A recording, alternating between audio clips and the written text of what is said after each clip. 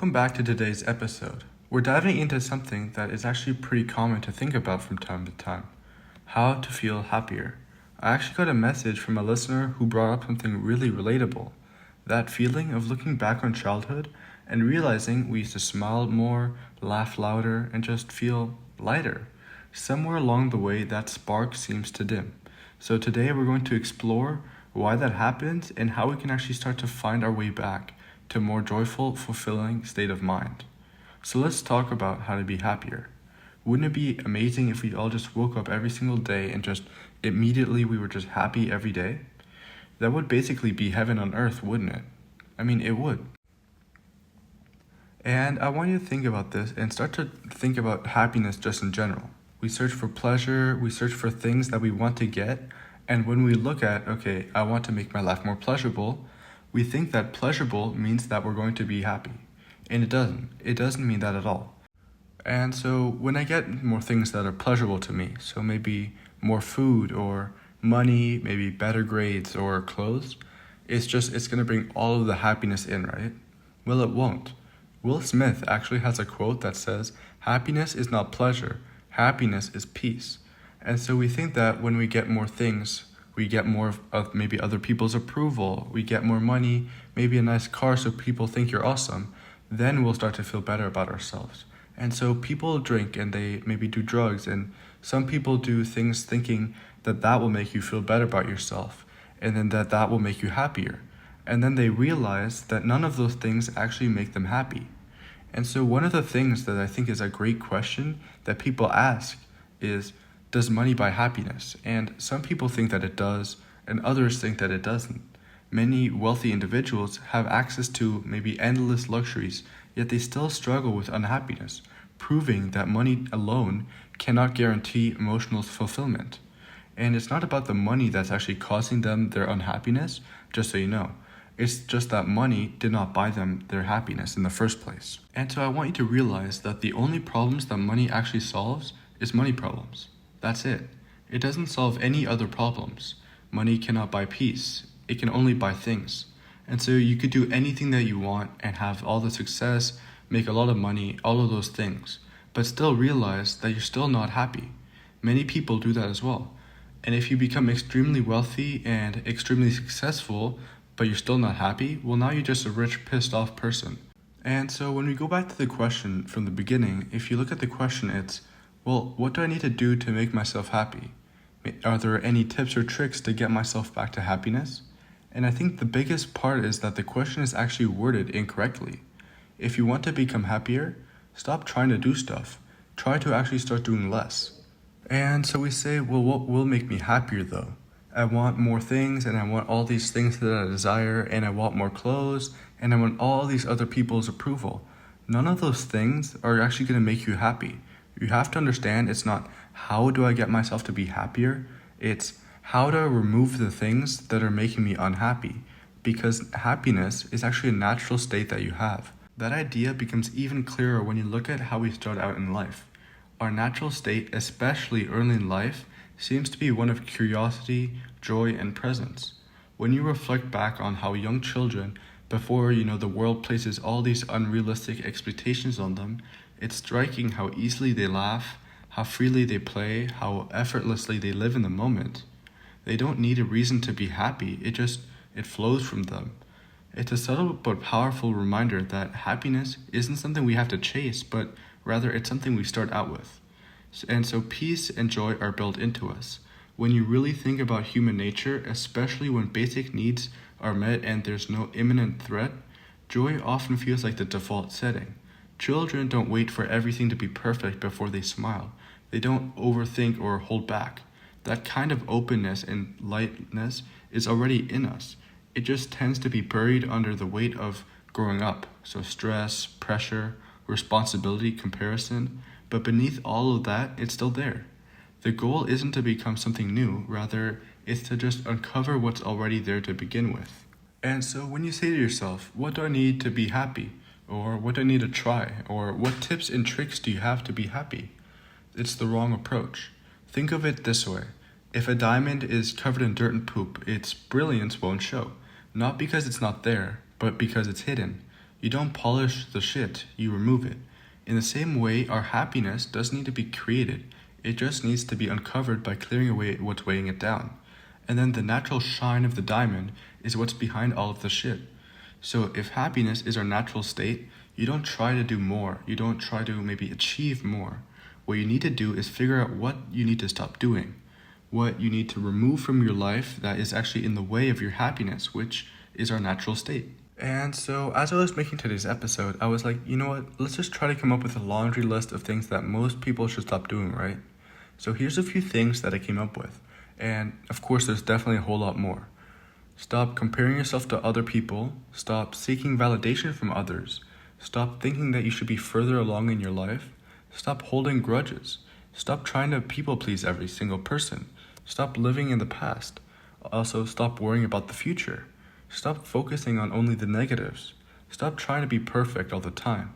Stop being busy all the time. Stop people pleasing so much. And now the list goes on and on and on and on. So what we need to do, and what I want you to think about is, if you want to be happier, what I want you to think about is, what is in the way of your peace and happiness?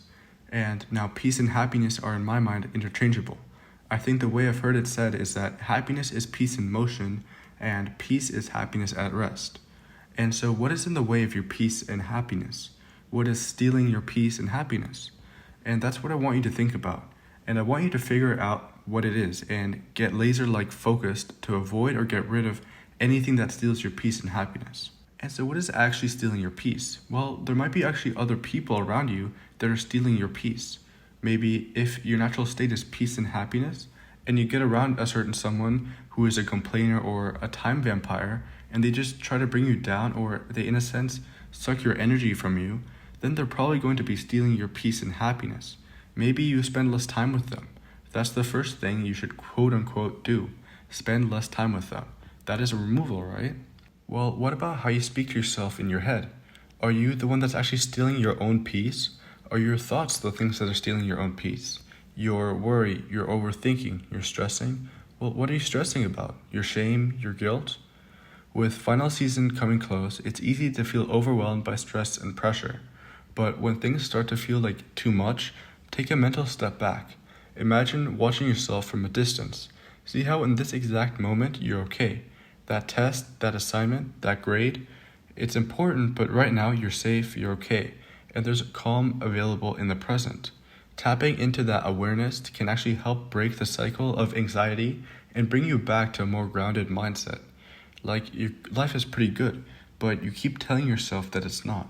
You keep telling yourself that there's something that you're missing, something that you're lacking, something that you need to do that you don't have right now. But if you just take a step back in your mind right now and pause for a second, things are pretty good. Like, are there other things that it could change? Absolutely. Are there things that you want to be different? Sure. But right now, in this very moment, things are pretty good. That's the first thing that I want you to realize. You know, if you're listening in on this podcast right now, your life is pretty okay. Can you start recognizing the things that are pretty okay? Can you start paying attention more, though, to the way that you speak to yourself? Can you start paying attention to the way that you think inside of your head? Maybe you're spending too much time watching the news. The news is definitely a stealer of peace. Maybe you're spending too much time on your phone. Maybe you're getting caught up with all of the bad news that comes in from your phone. I remember reading a quote not too long ago that says, "Some poor phoneless fool is probably sitting next to a waterfall, somewhere completely unaware of how angry, scared, and mad he's supposed to be." Ignorance is bliss, right? So it's like the news gives you all of these things you're supposed to be mad at, and this guy that doesn't have a phone, that's sitting over by a waterfall, that poor man, he's just so unaware of how angry and scared he's supposed to be all the time. So what else is stealing your peace and happiness? Maybe social media, maybe TikTok, maybe Instagram or Facebook. You ever have one of those days where everything starts out just fine, then all of a sudden you feel kind of off? Maybe you feel a little anxious, a little down, and you can't quite figure out why. It often happens during busy times like final season when your mind is already so overloaded. And without realizing it, you scroll through social media for a quick break and end up absorbing a flood of highlight reels, strong opinions, or chaotic news. That kind of digital noise quietly builds up and shifts your mood, leaving you stressed or drained without even knowing why. And the thing is, it's incredibly common. Many people, including myself sometimes, experience this without connecting the dots. That's why it's worth asking, what are you feeding your mind every single day? You don't need to delete every app, that would be a bit extreme, but curating your social media intentionally can be very powerful. Follow people who make you feel calm, inspired, and confident. Mute or unfollow anything that brings comparison, chaos, or maybe stress. Over time, shaping your digital environment into something that actually supports your mental health can lead to real, lasting peace, even in the middle of your busiest days. So maybe that's stealing your peace and happiness. Maybe working an unfulfilling job is stealing your peace and happiness. Maybe not enough downtime where you're away from people and you're out in nature and you're just away from your phone. Maybe you don't have enough time like that. Maybe you have different social and societal and cultural pressures that you have in your head of the way that things should be that are actually making you steal your peace and happiness.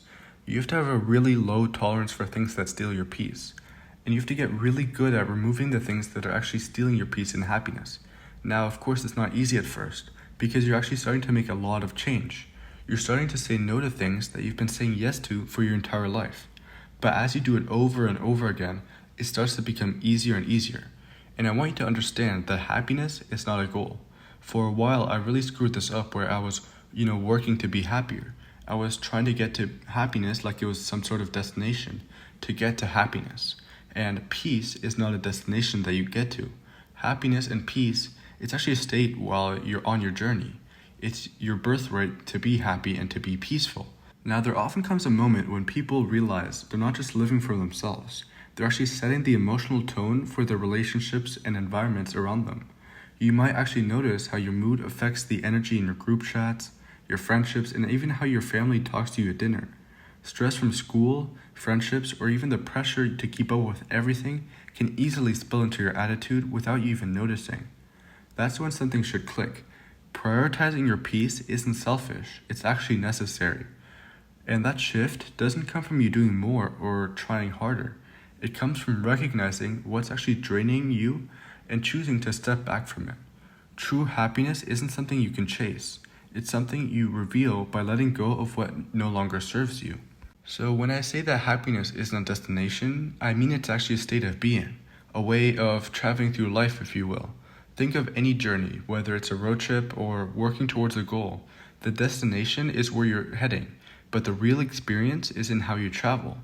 If you're enjoying the ride, listening to your favorite music, laughing with someone, maybe even taking in the beautiful scenery, then you're already in a good state. And how you feel during the journey matters just as much, if not more, than where you end up. I always thought like the destination was trying to get to happiness. And if I get this thing, if I buy this thing, maybe I achieve this certain thing, if I get people's approval, then I will get to my state of happiness. Now, I've achieved my state of happiness as if it's something to achieve. No, it's just something that naturally lives inside of you. It's just that stuff is covering it and you have to figure out what exactly it is. And so what I want you to realize is that happiness is not the goal. Happiness can't be a goal because it's not a destination. It's a state. It's your natural state. One of your most natural states.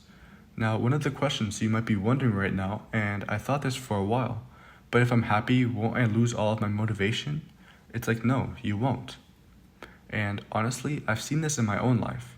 Getting happier didn't kill any of my motivation or make me stop caring about my goals. If anything, I felt more focused and clear.